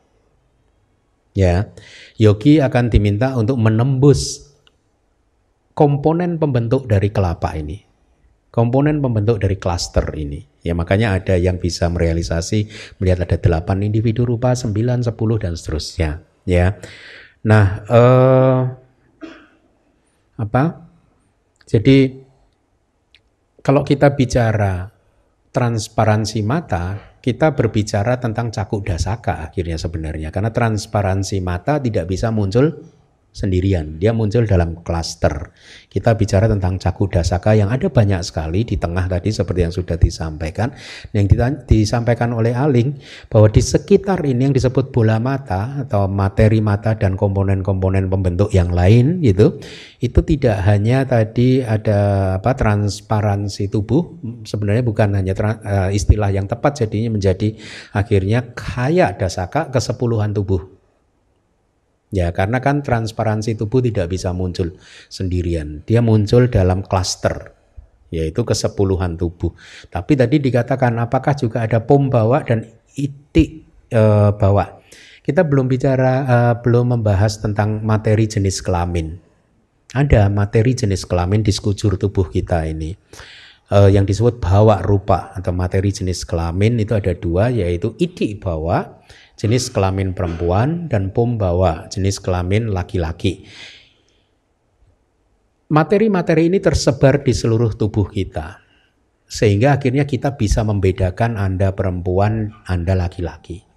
Itu karena ada materi-materi ini. Ya. Jadi sekarang nanti mungkin 2 kelas atau kelas minggu depan mungkin udah sampai ke materi ini. Karena materi-materi jenis kelamin inilah maka seseorang atau makhluk bisa dibedakan menjadi laki-laki dan perempuan. Dan itu tersebar di seluruh tubuh. Kenapa tubuh laki-laki dan perempuan berbeda? Yang membuat berbeda apa? Ya materi jenis kelamin tadi. Ya, kenapa rambut laki-laki dan perempuan berbeda? Yang membuat berbeda apa? Ya materi jenis kelamin tadi. Ya, kenapa suaranya juga berbeda? Karena landasannya berbeda, materi jenis kelaminnya berbeda. Nah, sekarang pertanyaan saya, setiap manusia mempunyai berapa jenis individu rupa? Bisa berapa yang ditemukan di dalam setiap manusia? 27? 27 atau 28? 27 ya? Hah? Kecuali apa Yulia? Di Yulia apa? Kecuali apa? Dari 28 yang nggak ada apa? Pembawa. Yang perempuan hanya mempunyai 27 dari 28 kecuali jenis kelamin laki-laki. Pembawa ada itu di nomor berapa di situ? 15 ya. Yang laki-laki hanya mempunyai 27 jenis materi kecuali idik bawa. Atau Anda mau 28? Hah? Ada semua 28. Tapi tentu saja kita berbicara tentang manusia yang normal ya. Ya. Kalau manusia yang yang panca inderanya salah satu ada yang terganggu, maka transparansi tertentu tadi tidak ada. Ya. Jadi 27 dikurangi 1 lagi. Gitu. Ya, jadi benar begitu materi jenis kelamin tersebar di seluruh tubuh, itu tidak hanya di seluruh tubuh, bahkan suara kita, sehingga suara berbeda. Mata, benar mata, sehingga mata berbeda. Semua di seluruh tubuh, termasuk rambut. Gitu. Itulah yang akhirnya kita bisa tahu bahwa dia laki-laki, dia perempuan. Ya, cukup. Sekiotu Bante. Apakah mungkin manusia terlahir hanya 3 maha buta gitu? Maha buta kan ada 4. Apakah mungkin terlahir sebagai manusia tapi hanya 3 maha buta? Tidak, karena 4 elemen itu tidak bisa terpisahkan. Jadi seharusnya bahkan tidak hanya 4 elemen, 8 materi tadi itu tidak terpisahkan. Jadi untuk menjawab pertanyaan Pak Haryo tidak bisa. 4 elemen selalu ada. Karena itu unsur dasar yang paling mendasar gitu. Tapi ini pendapat saya, seharusnya tidak hanya 4 elemen sih, 8 sih. Karena 8 ini disebut awiniboga, tidak terpisahkan. Dia tidak terpisahkan, berarti ada 8 individu rupa yang tidak terpisahkan, 4 elemen tadi, warna, ganda, objek hidung, rasa, objek lidah, dan oja. Oja itu nomor berapa di tabel? Nomor 18 ya. 18 ya. Nah, nomor 18 oja. Sari makanan atau nutrisi makanan itu 8 itu tidak terpisahkan. Jadi 8 ini akan selalu ada sih. Ya.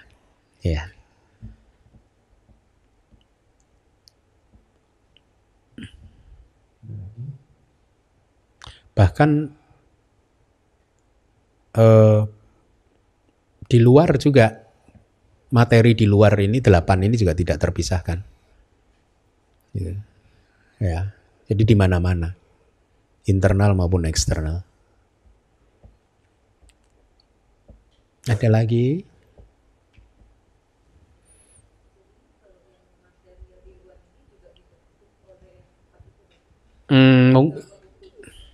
Cita, utuk dan ahara.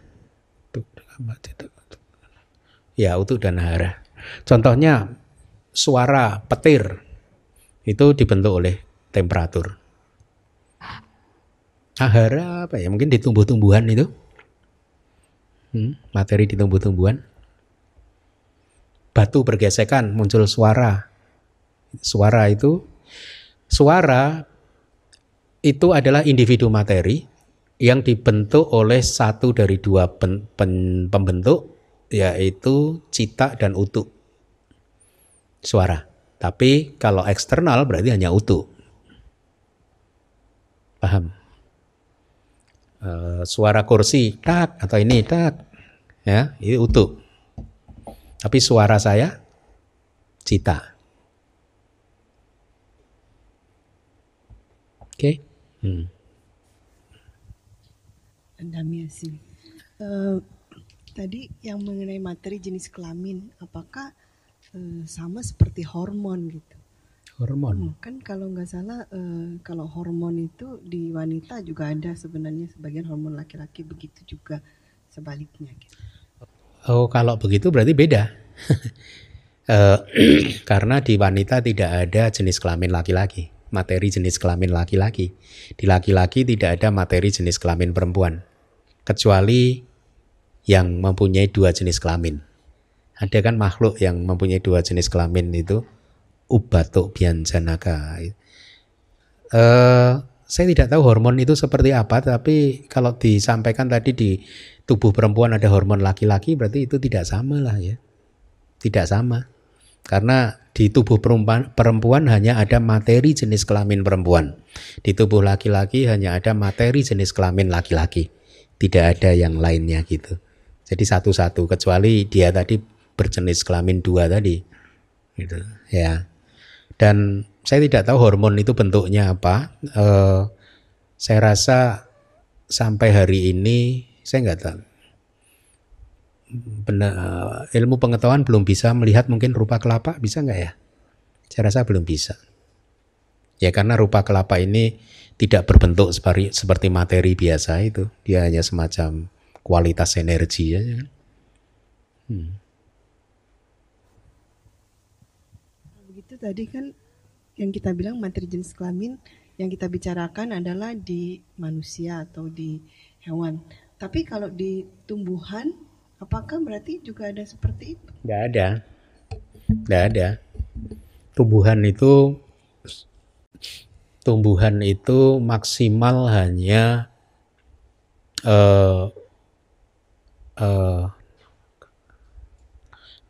Jiwita nawaka kelapa. Kadang ada 10 plus suara, ya. Itu saja materi-materi yang eksis di dalam tumbuhan, gitu. 9, 10, ya. 9 itu plus jiwita rupa, 10 plus suara, itu. Jadi tidak ada materi jenis kelamin. Ya. Bante, sedikit menambahkan dari pertanyaan Bu Vero. Seperti yang kita ketahui, mungkin terkadang manusia itu kan juga memiliki gen ataupun beda dengan hormonnya, gen X dan Y. Dan setiap manusia itu kan pasti bercampur antara X dan Y. Dan terkadang kalau kita bicara soal materi tadi, iti bawa ataupun bawanya, ada terkadang mohon maaf ya, misalnya wanita tetapi seperti laki-laki. Atau pria tapi seperti wanita. Bukan masalah mentalnya, tetapi mungkin secara fisik juga, ataupun tubuhnya atau kulitnya yang seperti apa gitu. Ini kita ngomong gen ya, karena kan kita kan selalu tergabung dari gen X dan Y itu.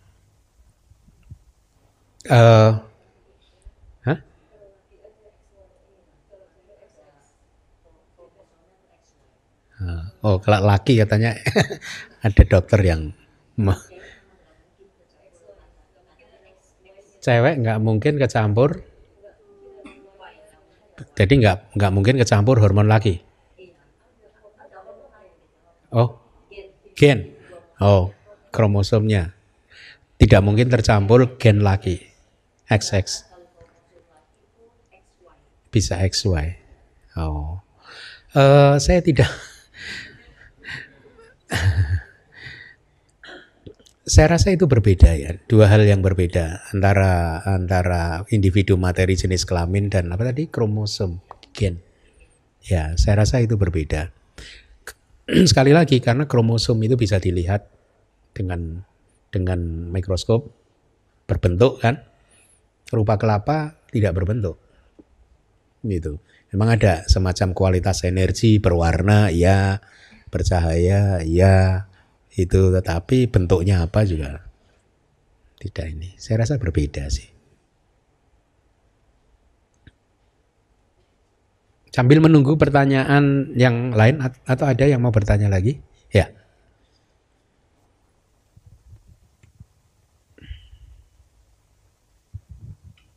Bante nanya aja. Tadi kan Bante bilang kalau elemen air hanya bisa lewat batin ya. Kalau elemen tanah dan tiga elemen yang lain itu karakteristik kayak tanah kan keras, lunak. Itu kata Bante tanah bukan elemen tanah. Nah maksud saya ngelihat elemen tanah itu gimana? Elemen tanah itu kualitas keras, kemudian lunak, kemudian kasar, lembut, halus, gitu, berat, ringan. Gitu. Kayak misalkan kalau Anda membawa tas di bahu Anda, terasa berat kan? Yang kualitas rasa berat itu adalah elemen tanah. Ya. Terus kemudian kalau Anda merasa ini kasar nih, ini adalah elemen tanah.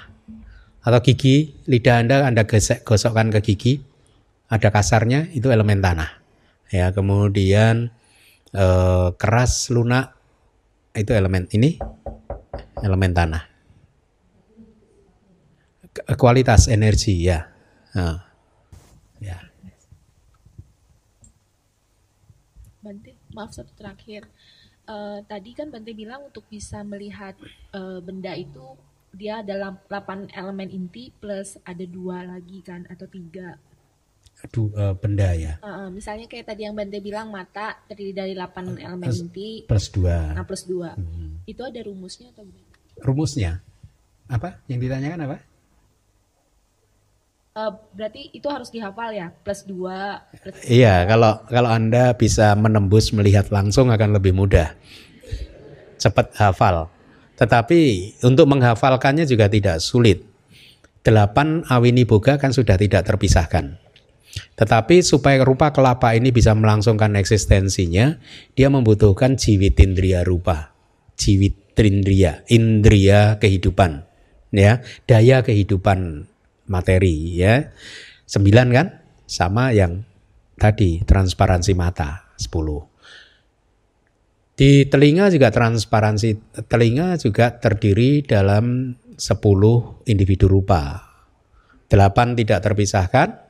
Kemudian jiwitindriya rupa plus transparansi telinga.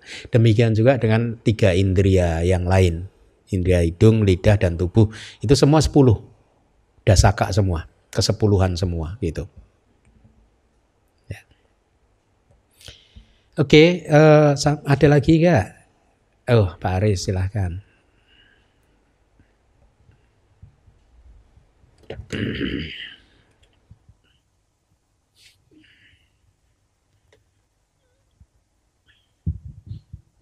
Sugihonto Bante. Bante, ini saya masih agak bingung. Kalau pengertian materi tadi kan dia berubah, terus kemudian dapat dilihat dengan jelas. Ya. Terus kemudian ada satu lagi suara itu kan apa namanya gocara rupa itu salah satunya suara gitu. Nah itu kan termasuk materi juga. Nah terus yang tadi saya tangkap kan suaranya kan gelombangnya itu yang disebutkan ya Bante ya.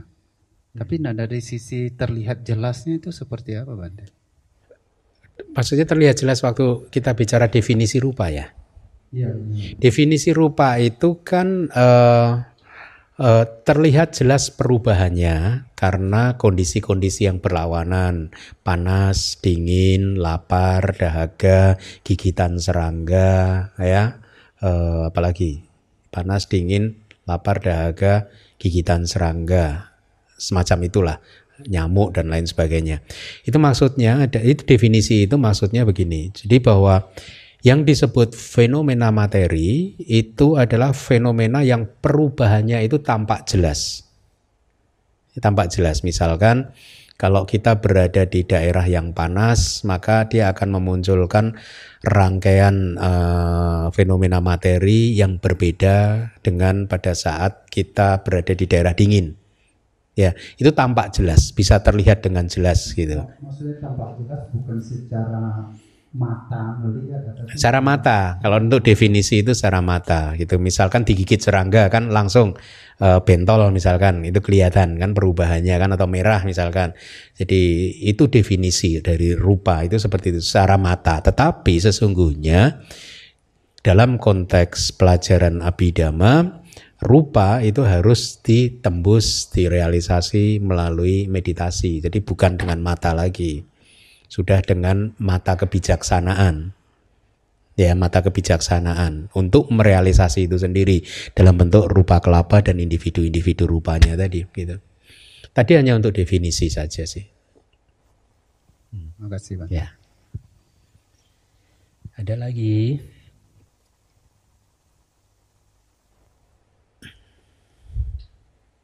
Kalau tidak ada kita baca aja yuk 28 rupa mumpung kita masih punya ini sedikit waktu. Yang ada 28 kan, yang 18 itu yang di kelompok yang di halaman pertama. Mari kita baca pertama Padawi Dhatu. Elemen. Ayo dibaca lagi.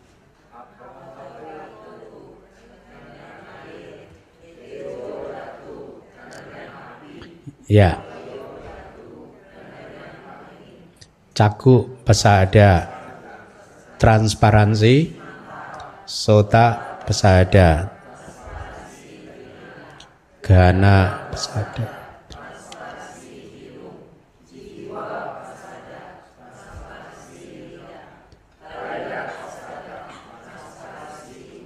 Stop. Kelompok ketiga disebut gocara rupa. Anda sudah bertemu istilah gocara. Gocara itu kambing kalau mencari makanan, nah wilayah penjelajahan mencari makanan itu disebut gocara. Jadi gocara itu wilayah penjelajahan materi yang merupakan wilayah penjelajahan. Wilayah penjelajahan apa? Kesadaran indriawi.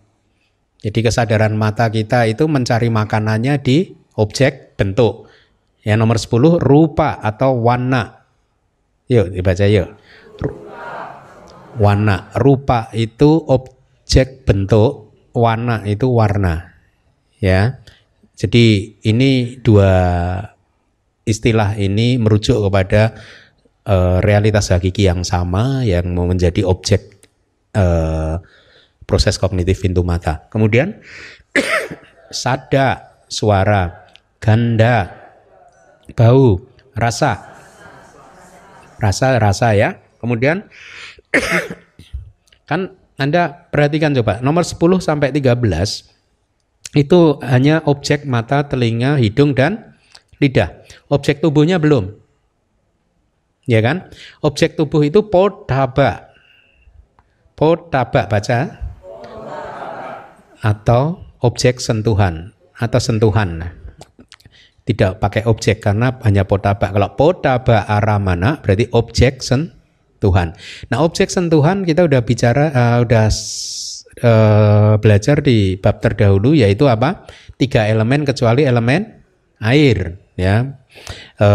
Yaitu elemen Padawi Dhatu, Tejo Dhatu dan Wayo Dhatu. Nah, pertanyaannya adalah kenapa tidak diberi nomor 14?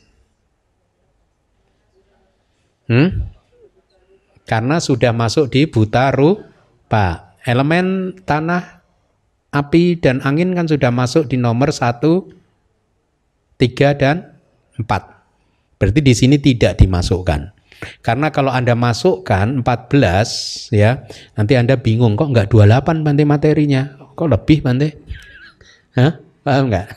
Karena ada yang Anda hitung double. Ya. Kelompok yang keempat, bhawa rupa. Materi jenis kelamin. Nomor 14, iti bhawa. Apa ini? Femininitas itu ya. Femininitas. Kemudian nomor 15, pumbawa. maskulinitas untuk sementara lah ya. Kelompok yang berikutnya hadaya rupa. Materi jantung. Nomor 16-nya ya itu hadaya waduk. Kita udah sering bertemu, yaitu landasan jantung yang menjadi objek dari yang menjadi landasan dari sebagian besar kesadaran. Ada berapa kesadaran yang bersandar pada landasan jantung?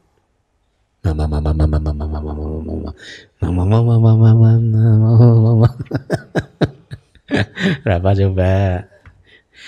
Dari 89 dikurangi 10, 79 dikurangi 4 di arupa wipaka ya. Jadi 75 ya, itu tergantung pada landasan jantung. Di kitab Abhidhamma Pitaka yang ke-7 gitu. Mano datu cak mano winyana datu cak. Yang rupang nisaya mano datu cak mano winyana datu cak watati. Bergantung pada rupa tersebut, mano datu kesadaran elemen batin dan mano winyana datu itu berputar atau berlangsung. Itu 75 kesadaran tadi. Kemudian nomor 17 jiwitindriya atau daya kehidupan. Ya, daya kehidupan ya.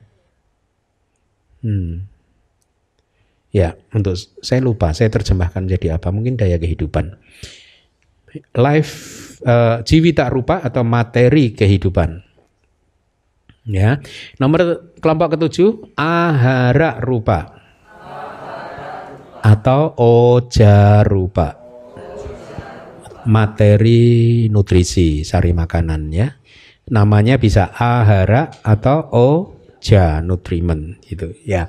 Nah, 18 ini Anda hafalkan dulu karena inilah yang menjadi objek vipassana kita, karena masing-masing dari 18 ini mempunyai, itu Anda lihat sebawa rupa ya, yaitu karakteristik alamiah, salakana rupa materi yang mempunyai real karakteristik yang nyata, nibbana rupa materi yang diproduksi oleh sebab, sementara atau halaman 2 materi yang nyata, rupa-rupa, kemudian samasana rupa itu artinya materi yang menjadi objek vipassana atau materi yang harus dipahami melalui vipassana kita. Ya. Jadi 10 materi yang lain tidak bisa disebut sebagai materi itu.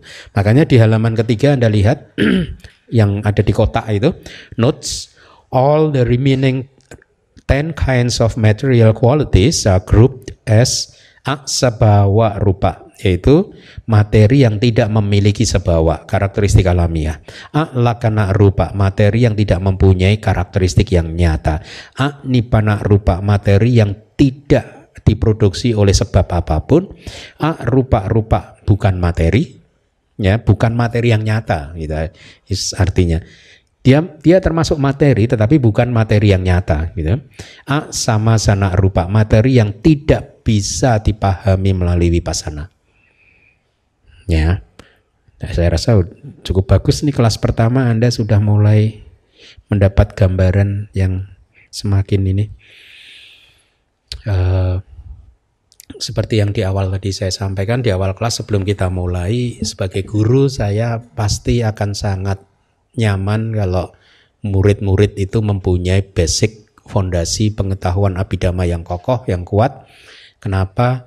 Tidak hanya saya akan merasa leluasa membabarkan sutta dan lain sebagainya, tetapi yang membuat saya senang adalah pemahaman Anda yang kuat akan membuat Anda cepat berkembang secara spiritual. Pada waktu beberapa dari Anda menyampaikan kepada saya, sekarang kalau saya mengikuti ceramah Sayadaw sudah agak mulai paham, itu aja dalam hati saya bermudita. Karena memang itu tujuan saya, untuk mengajar supaya Anda bisa mulai nyambung dengan ajaran-ajaran yang dalam, yang menjadi ciri khas para guru dari Myanmar, ya. Nah, kita sudah sampai ke bab ke-6. Seperti yang tadi di awal sudah saya sampaikan. Sudah cukup jauh. kalau nanti bab ke-6 ini selesai, seharusnya Anda sudah mempunyai cukup modal untuk berwipasana. Ya. Sehingga saya sarankan nanti ikutlah retret di akhir tahun. Ya, karena seperti yang tadi saya sampaikan, saya sudah meminta Seale Utara untuk mengajar retret, manfaatkanlah kehadiran beliau. Itu ya, karena sulit kan ya bertemu dengan beliau. Sempatkan waktu tanggal 21 ya. Kayaknya 21 atau 22 kok. Begitu ya. Bukan 21 ya. Tadi saya lihat 21 sih memang sih. Tadinya saya pikir 22 sih. 21 Desember sampai 1 Januari sepertinya begitu tentatif. Tapi kayaknya iya. Hah? Nah ya. Tadi saya cek sih di agenda saya ternyata benar 21. Jadi kalau Anda blok kalender tadi tanggal-tanggal tersebut, ikutlah karena memang sekali lagi saya ingin Anda semua berkembang. Kita semua berkembang. Ya, kita semua berkembang. Ya.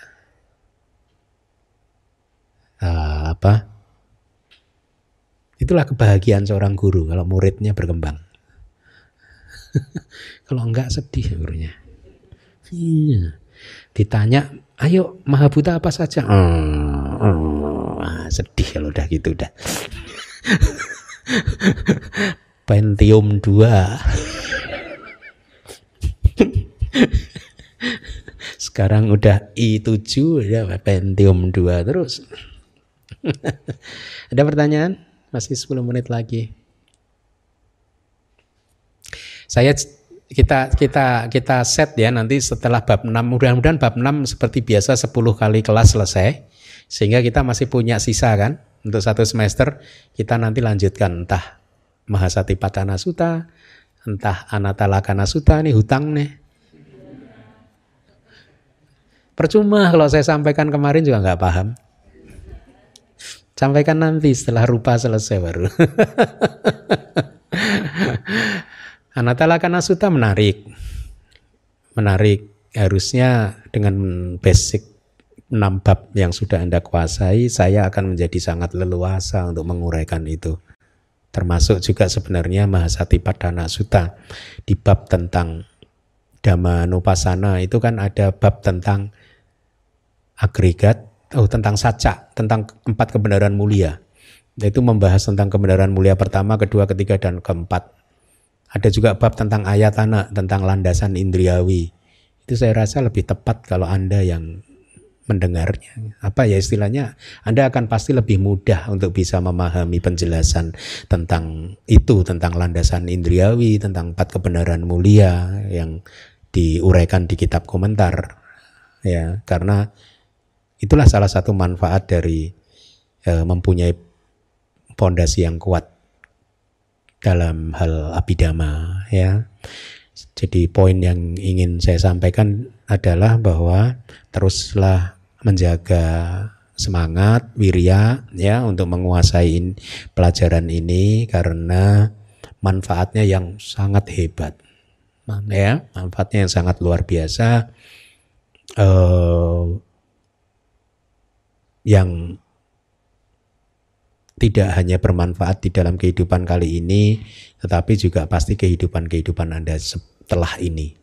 Ya, siapa tahu nanti 1 kehidupan, 2 kehidupan lagi ada bhikkhuni atau Seale Aling misalkan.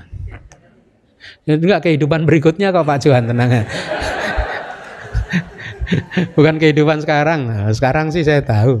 Kehidupan berikutnya misalkan, atau Seale Wahyuni menguasai Abhidhamma Pitaka. Wah, kita ya ini beras karena sudah memupuk paraminya sejak di DBS. Terus Seale Wahyuni meditasi, kemudian bisa melihat patik sandinya. Ini cerita kehidupan besok. Kehidupan besok bukan yang sekarang. Bisa melihat patik sandi citanya, Dari Patisandi Cita kan kemudian kan ketahuan objek Patisandinya apa. Ya kan? Oh, kama nimita atau gati nimita. Ya. Setelah itu baru ketahuan ininya apa? Apa yang membuat Sayale Wahyuni lahir jadi Sayale. Ternyata belajar di DBS. Nah, ketahuan semua udah. Ingat dulu. Nah, 1000 tahun yang lalu ada pusat. Lama ya udah. 50 tahun yang lalu ada sebuah pusat studi di Jakarta namanya DBS. Wah, ketahuan dari Maranasana Witinya ketahuan. Nah, waktu habis belajar Abhidhamma mengucapkan aspirasi semoga saya jadi Sayale gitu. Tapi perempuan lagi jadi.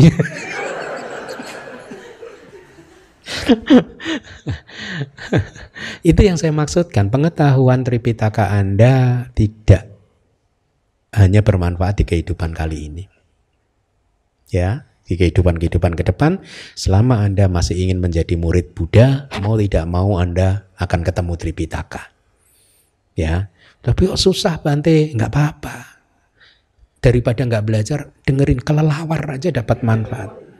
Ya nggak? Kelelawar aja dapat manfaat, apalagi manusia. Gitu. Jadi berjuanglah terus.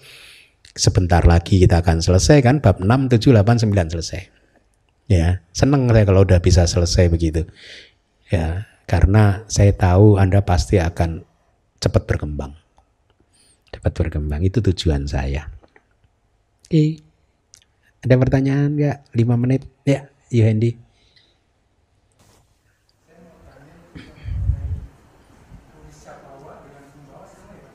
Purisa dan Pum sama.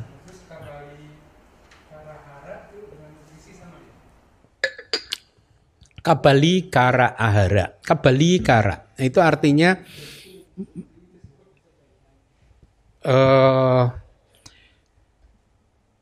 enggak, kalau kita bicara individu rupa cukup ahara atau oja.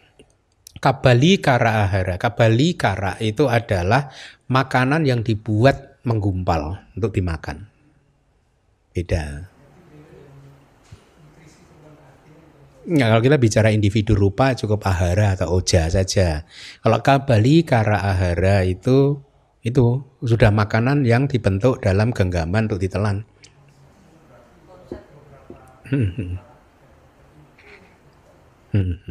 Arti kabali kara, kabali plus akara, kabali plus kara dibuat menjadi gumpalan. Bukan nutrisi. Ada penjelasannya begini, pada saat kabali kara menyentuh lidah kita, nah itu jadi ahara oja ini. Jadi beda.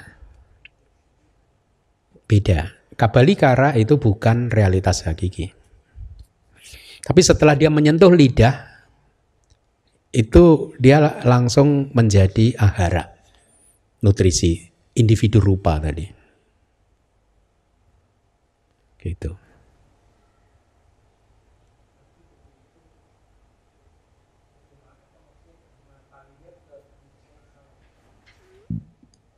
Mungkin merujuk kepada hal yang lain, memang ada istilah kabali kara ahara itu ada. Kabali kara ahara itu makanan yang menggumpal untuk ditelan itu. Kalau kita makan pakai tangan di kepala gitu. Nah. Oh iya, betul. Betul.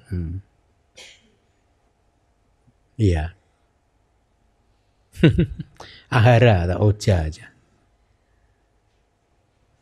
Ya. Purisa, pembawa sama. Purisa itu laki-laki, pembawa laki-laki. Purisa bawa.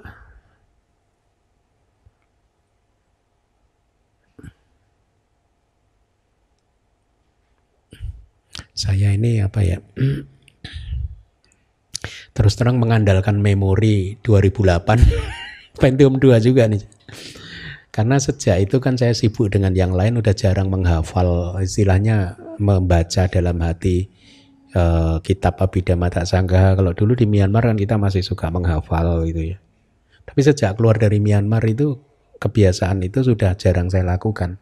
Jadi sebenarnya begini-begini ini mengingat, memutar memori dulu waktu belajar. Jadi kadang miss gitu, kadang gitu. Makanya salah satu manfaatnya kalau Bante-Bante Myanmar itu dia hafal di luar kepala gitu ya. Udah sulit miss. Oh, dia hafal luar kepala. Sama Sambuddhama tulang sasadama kanu tamang abiya dia pasti sang Abhidhamma tak sanggaham. Hafal gitu. Jadinya enak sih.